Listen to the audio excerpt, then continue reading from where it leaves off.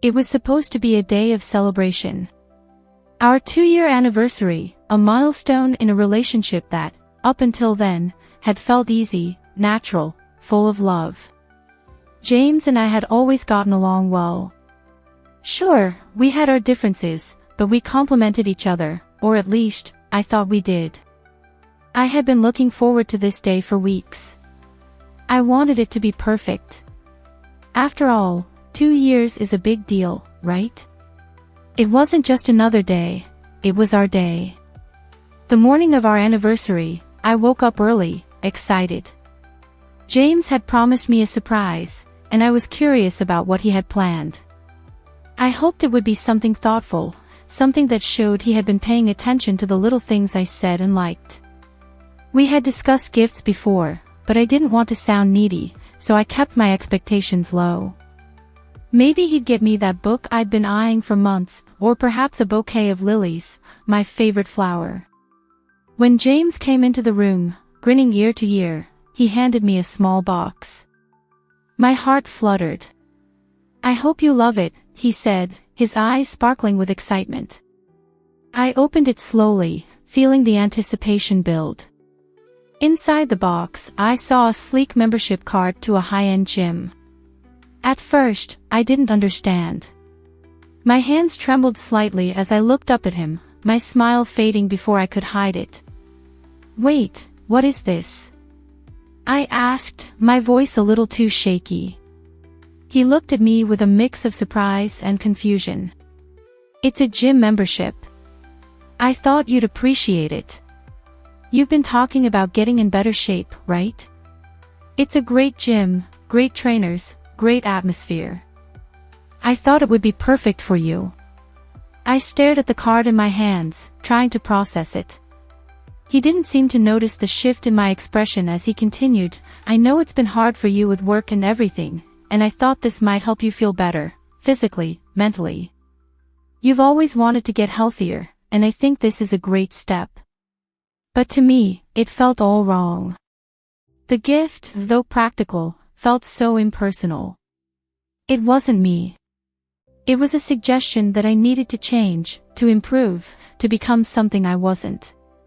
It wasn't the thoughtful gesture I had been hoping for, it felt more like a criticism, like he wasn't happy with me as I was. I tried to mask my reaction. It's nice," I said weakly, forcing a smile. I didn't want to hurt his feelings, but the disappointment I felt was hard to hide. James didn't notice. He was so excited about the gift, so proud of himself for thinking of something useful, that he didn't see the hurt in my eyes. He didn't understand that I didn't need a gym membership, I needed him to listen. I needed him to understand the things I liked, the things that mattered to me. Not a gym, not a change in my body, but him showing that he saw me for who I truly was. Instead, I felt small. The excitement from earlier vanished, replaced with a cold emptiness. I told myself I was being unreasonable, that it was just a gift, but deep down, I couldn't shake the feeling that something was off. The day, which was supposed to be about celebrating us, was starting to feel like the beginning of the end. As the day wore on, the excitement I had initially felt began to erode. Every time I glanced at the gym membership card, a wave of frustration washed over me. I couldn't shake the feeling that James hadn't really seen me. He hadn't listened to what I needed, to what I wanted. He had been so focused on what he thought I needed that he didn't stop to think about how I might feel about it. When it came time for dinner, I tried to push my feelings aside. I wanted to salvage the evening, to pretend everything was fine. But the tension between us was palpable. The laughter that usually came so easily felt forced. The conversation, once light and easy, now felt strained, as if we were both speaking a language the other didn't understand. I couldn't enjoy the meal, couldn't enjoy the moment, because in the back of my mind, I kept thinking about that damn membership card. Finally, I couldn't hold it in any longer. After a few moments of silence, I blurted out, "James, I need to talk to you about the gift." He looked at me with wide eyes, clearly not expecting the conversation to go in this direction. "What's wrong? You don't like it?" His tone was defensive, like he couldn't comprehend why I might be upset. I swallowed hard, trying to keep my emotions in check. "It's not that I don't like it, it's just that I don't think it's what I wanted. I don't think it's what I need." He frowned, clearly confused. "But I thought it was perfect. You've been talking about getting healthier, about getting into shape. I thought it would be a nice way to start." I took a deep breath, trying to steady my nerves. This wasn't about the gym membership itself, it was about something deeper, something I had been feeling for a while. I wanted him to understand, but every word I spoke felt like it was pushing us further apart. "It's not about the gym, James," I said, my voice trembling slightly. "It's about the fact that you don't really see me. You didn't listen to what I was saying. I never asked for this. I never asked for a gym membership. What I wanted was something that showed you understood me, something that showed you saw who I am, not who you think I should be." I could see the hurt in his eyes, but there was something else there too, anger, maybe frustration. He shifted in his seat, clearly uncomfortable with where this conversation was going. "I don't get it," he said, his voice tight. "I thought I was doing something good for you. You've been saying you want to get in better shape, so I thought I was helping." I shook my head, trying to find the right words, but they all felt inadequate. "You're not helping, James. You're telling me that who I am isn't enough. You're telling me that I need to change. That I need to be something different. And that's not what I want from you. I want to feel seen. I want to feel like you actually know me." He leaned forward, his face flushed with frustration. "So you're telling me I'm not doing enough for you? That everything I do is wrong?" His voice was rising now, and I could feel my own temper flaring up. "No, James," I said, my own anger building. "I'm not saying you're doing everything wrong. I'm saying you don't get it. I don't need to be fixed. I just want you to care about what I actually want, not just what you think I need." There was a long pause. James didn't know what to say. His mouth opened and closed like he was searching for words, but nothing seemed right. The silence between us was deafening. Finally, he spoke, his tone colder now. "You're being ungrateful," he said, his voice sharp. "I thought I was doing something nice, something that would help you. But instead, you're just criticizing me for trying." I felt a pang of hurt at his words, but I couldn't stop myself. "I'm not criticizing you, James. I'm telling you how I feel. And it's not just about the gift. It's about everything. You never really listen to me. You don't hear me when I talk about what I want or what I need. You just give me what you think I should have, and expect me to be happy with it." His face hardened, and for a moment, I didn't recognize him. "Maybe you're just being too sensitive. Not everything is about you, you know." That hit me like a slap in the face. My throat tightened, and I felt tears well up in my eyes. "You don't get it, do you?" I whispered, my voice breaking. "I am telling you about me. I'm telling you how I feel, and you're not listening. You never listen." The room grew colder, and I realized that something had shifted between us, something irreversible. What had started as a small disagreement about a gift had turned into a gaping chasm of misunderstandings and unspoken frustrations. James looked at me, his expression hardening, as if he were trying to decide whether to argue more or just shut down completely. And in that moment, I knew that things would never be the same again. The next few days felt like walking on eggshells. After the argument, neither of us knew how to move forward. The silence that had settled between us was suffocating. We no longer spoke as freely as we used to, our once easy conversations replaced with awkward pauses and tense glances. I tried to reach out to him, to bridge the gap that had suddenly opened between us, but it seemed like every attempt only made things worse. James had always been the type to avoid confrontation. When things went wrong, instead of talking about them, he'd retreat into himself, hoping the issue would just fade away on its own. I hated it. I needed to talk. I needed him to hear me, to understand why I was hurt. But every time I tried, he shut down. It started with little things. A missed text here, a cold reply there. The messages that once flowed effortlessly between us were now filled with formality. "How's your day?" "Good." "You?" That was the extent of our communication. It felt like we were strangers, sharing a house, but not a life. I remember one night, sitting on the couch, hoping James would sit next to me, but he didn't. He stayed at his desk, his eyes glued to his computer screen, completely absorbed in whatever he was doing. I watched him, feeling a pang of loneliness. I wanted to talk, to say something, anything, to break the silence. But when I opened my mouth, the words felt stuck. What could I say?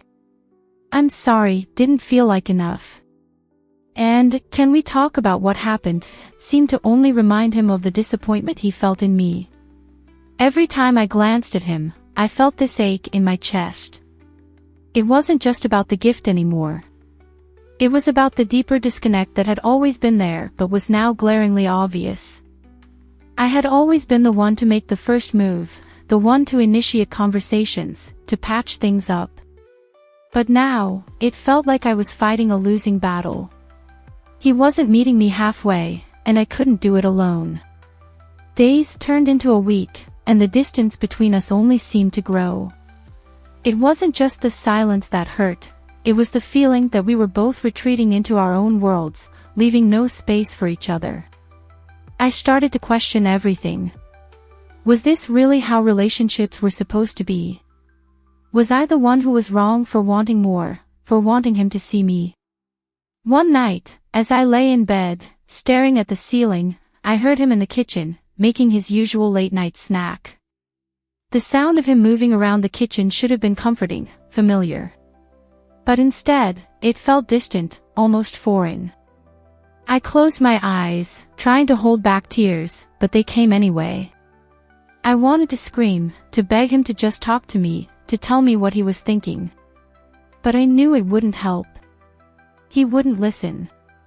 Not the way I needed him to. And I wasn't sure anymore if I could keep trying.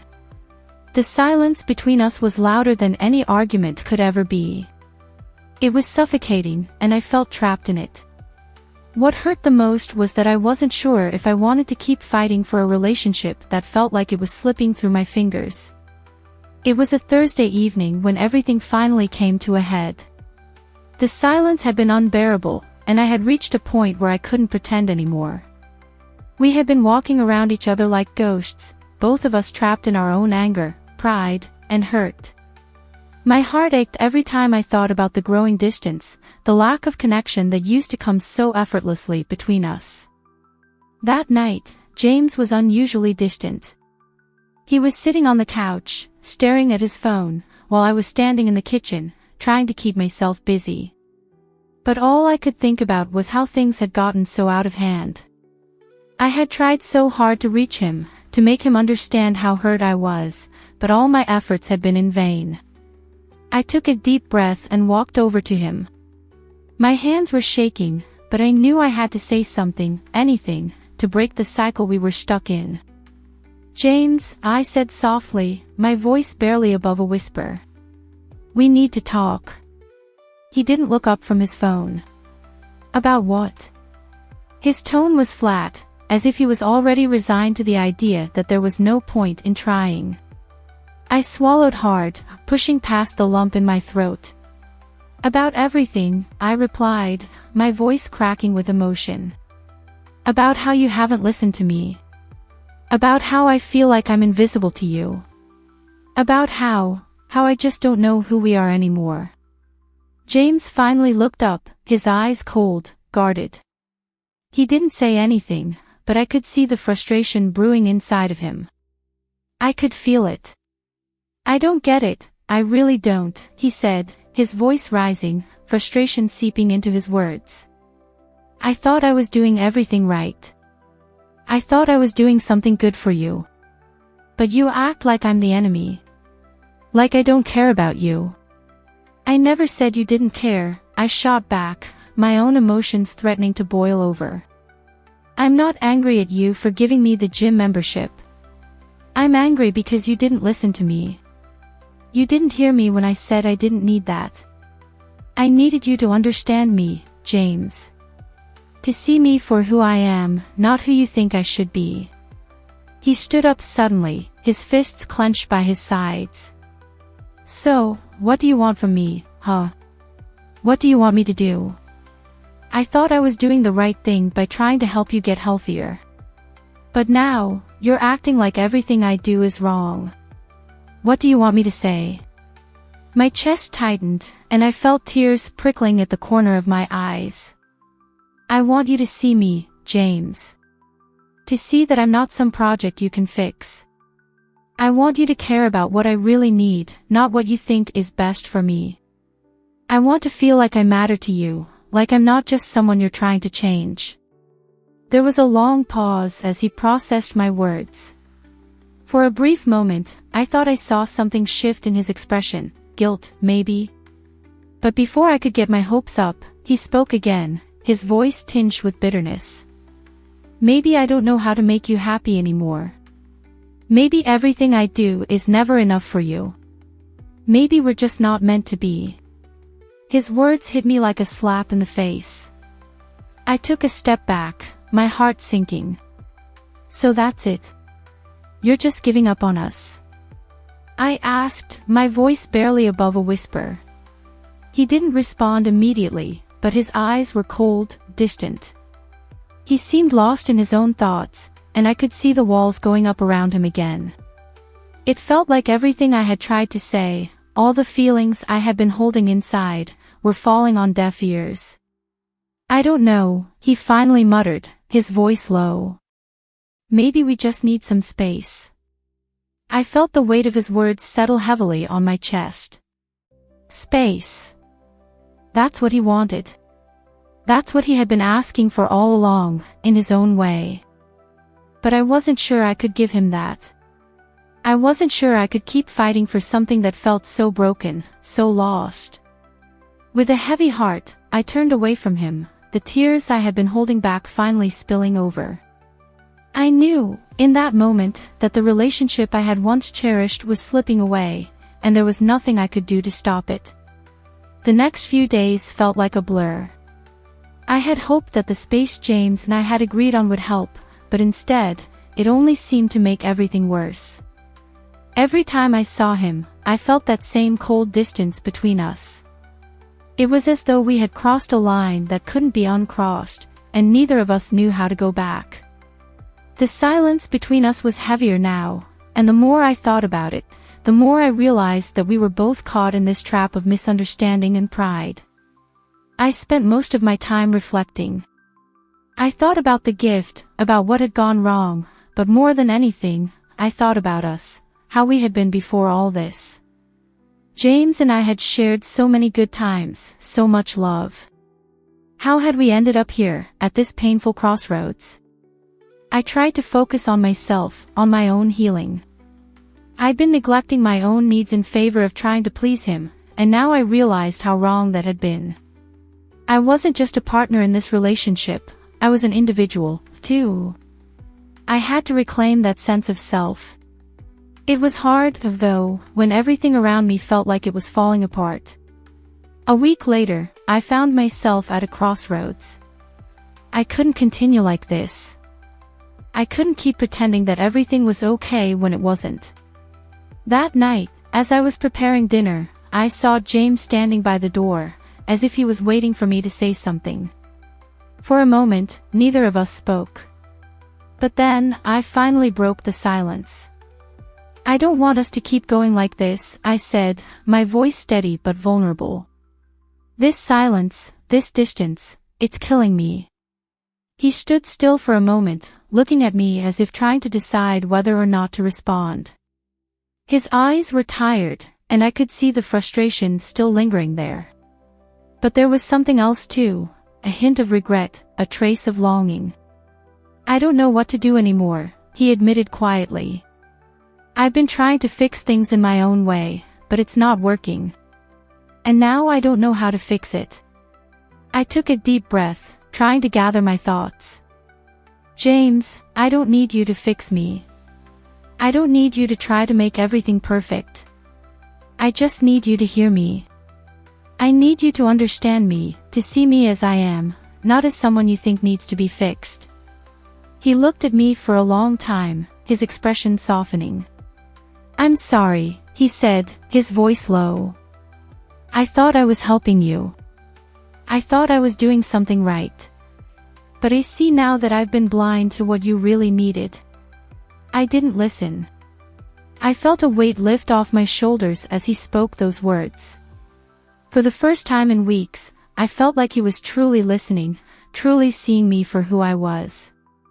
There was no judgment, no anger, just understanding.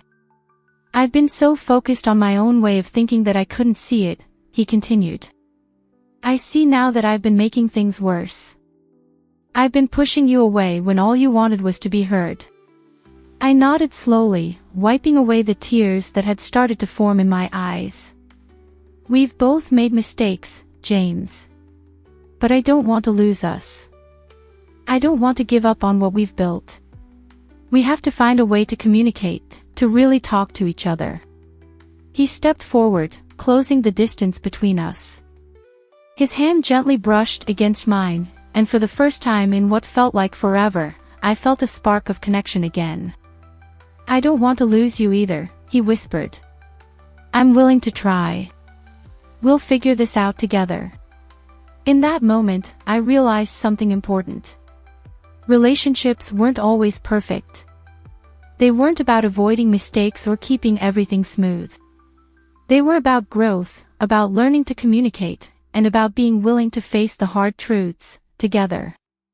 We stood there for a while, holding hands, the silence between us no longer cold but comfortable, filled with the promise of a new beginning. It wasn't going to be easy. There would be bumps along the way. But I had hope again. Maybe we had been through a tough time, but we weren't done yet. We had the chance to start over, to rebuild what had been broken. And as I looked at him, I knew this. It wasn't the gift that mattered. It wasn't the arguments or the silence. It was the willingness to work through it all, to find each other again. And that, in the end, was worth more than any anniversary gift could ever be. Subscribe to our channel for powerful real stories that touch your heart. Join a community where emotions run deep and every story brings a new perspective. Don't miss out, hit that bell for weekly updates.